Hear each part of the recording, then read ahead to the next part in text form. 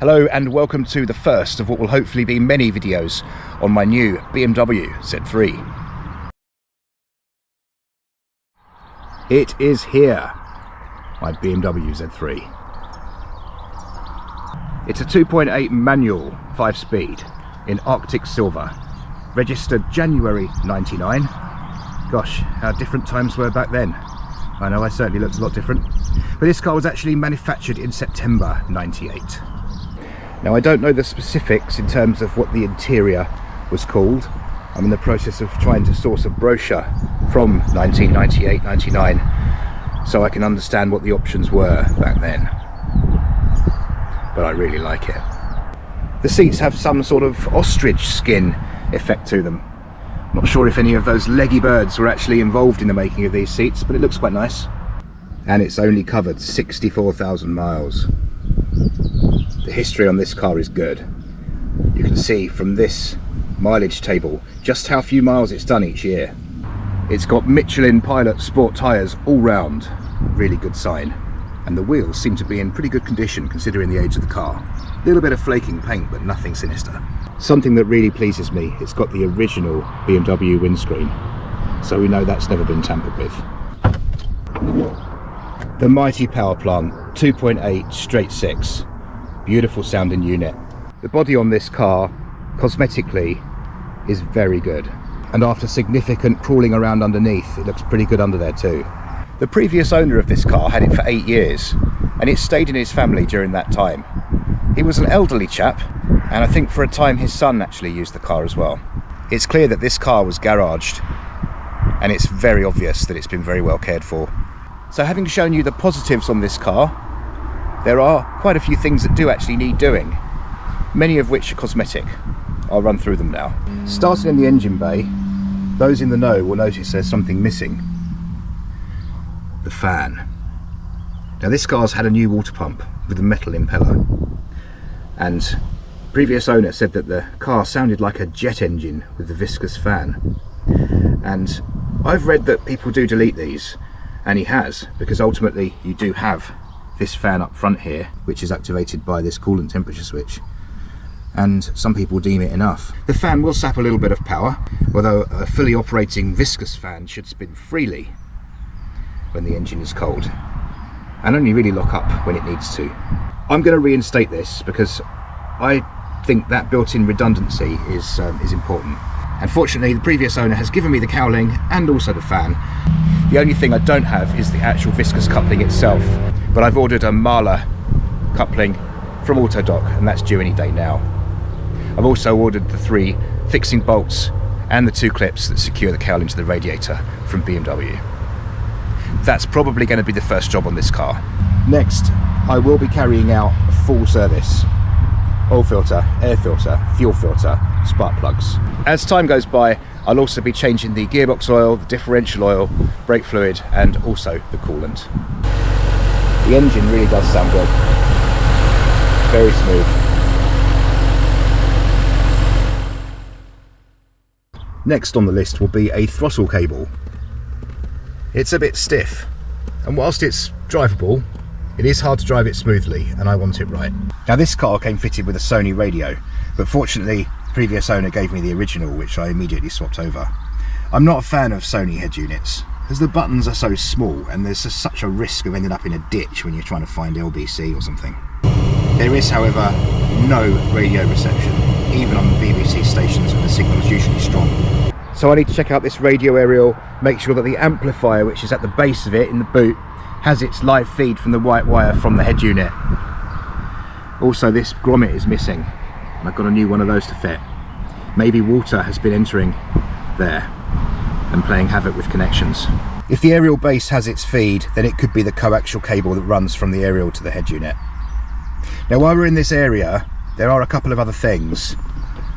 This rather nice gear knob comes off in your hand, and it's proven extremely difficult to source one of these because it has the M logo on it. What's actually happened is the inside sleeve, the inner sleeve, has disintegrated, and it's, to be honest, it's old. It's done well. I bought a cheap one from eBay and it was only about a tenner.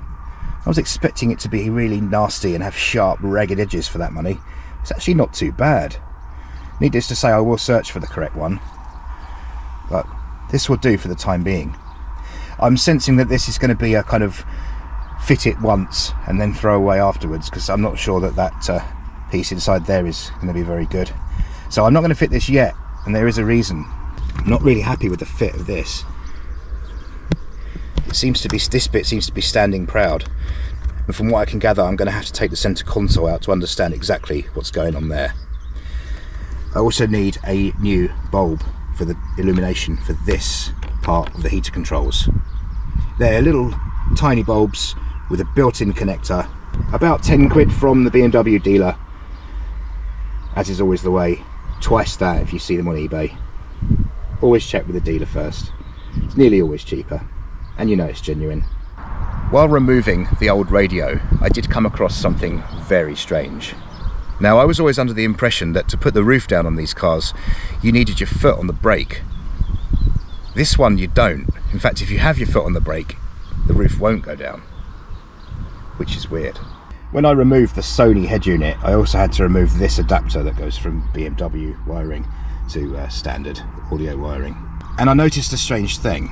This Scotch lock here, and I'm not a big fan of them because they're not reliable, had a yellow wire tapped into it. And this is the ignition live. I separated that, isolated the wire, took this out and fitted the new unit and thought nothing more of it. And then suddenly I thought, oh, hang on a minute, what was that feeding? Because that's an ignition live. And I realised the wire went downwards, so I checked everything here to see if any of this had stopped working. And sure enough, the roof stopped working. And at that point I realised that a wire to this switch had been cut and a feed was provided to this switch from this ignition live on the radio. Very strange. So I got myself a wiring diagram and had a look to see where that feed to the switch should have come from, had it been wired as standard. And it comes from the relay. There are two relays, and that relay was fed by the brake light switch. And then I realised that in the boot of this car there was also a roof switch, a spare one. So I'm guessing that somebody had a fault with it, thought, yeah, it's the switch, got a switch, thought, oh, it's not that, and then made this wiring modification. The two relays are in the boot. I need to see exactly what's going on get my multimeter on there so I can reinstate the wiring and replace whatever is really at fault. It could be the relay. Don't think it's the brake light switch because I've got brake lights. Don't think it's a double pole switch from the wiring diagram that I've seen. It needs investigation. Seemingly very common on these. This seatbelt guide is missing. In fact, it's broken. It did come with the car. I've ordered a new one from the dealer. It's only about 20 quid. Again, twice the price on eBay. I'll be stripping down this seat to replace that. At some stage I will be removing both seats to clean the interior really thoroughly. I really do like to deep clean a car, but that's not the first thing I need to do on this car. There's other stuff that's more important. This little bezel thing here is missing on the driver's door. I did try and get one from BMW, but they couldn't actually find it on the system. So I found one on eBay by Phoebe Bilstein. Who knew they made things like that? The brake discs are looking a bit sorry, a bit corroded and a bit lipped. The owner actually gave me a set of discs with the car. They're Ridex or Ridex, however it's pronounced. And that's not really a brand I would usually use. I think it's Autodoc's own brand, but as I've got them, the car's going to be a very low mileage car. So I might fit those for the time being. I've ordered a set of Bosch pads as well. And just a few cosmetic things. The headlights could do with a buff. There's a little bit of damage here to this lens, and this badge has delaminated. 50 quid from BMW, but I will get the proper one. I don't want some Chinese thing that delaminates after a couple of months. Some of these other badges are a little bit scruffy. Same with the wheels, and of course the mirrors. I see this on lots of these. Corrosion there. In the boot here is a whole bunch of parts which I'll quickly show you in a second. We got the 6 CD auto changer there. An original first aid kit. I've seen these for sale for silly money. I mean, everything's out of date in here, I expect anyway. I think the expiry date is actually right there.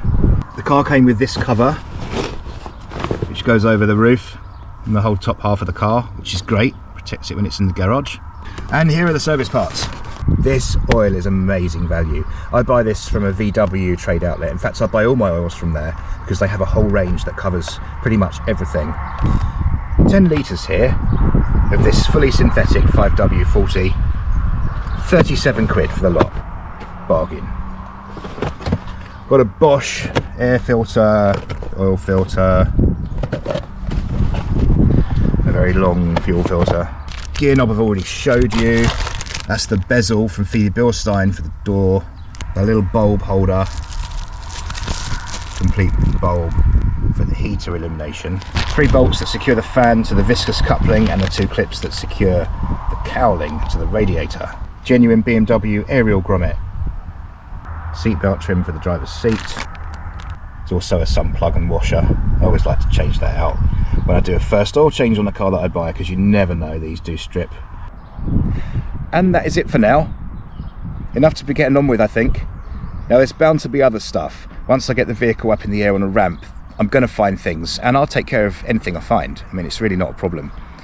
I'll just make sure it's all done. I do know from when I first looked at the car that the fuel tank straps are corroded, as is the cradle that holds the spare wheel. I'll be changing those out, it's fine. It'll all be done. But it's a long-term project, and the car lives inside, so there'll be no deterioration of any of the paintwork and body. It's a fair weather car. It's a third car at the moment, and I'll just be driving it on nice days with the roof down. Due to my height, it's actually a little bit difficult with the roof up. I couldn't be any taller, or I'd be resting my head on one of the metal bars, which is not an ideal situation. But I kind of just fit in this car. It's just about okay. So that's it for this one. Lots more to come. Please do subscribe to the channel. I'm almost at 5,000 subscribers now. Whisker away, like 9 away from it, I think, at this moment in time. I really appreciate each and every one of you. I'll see you again soon. Thank you and goodbye.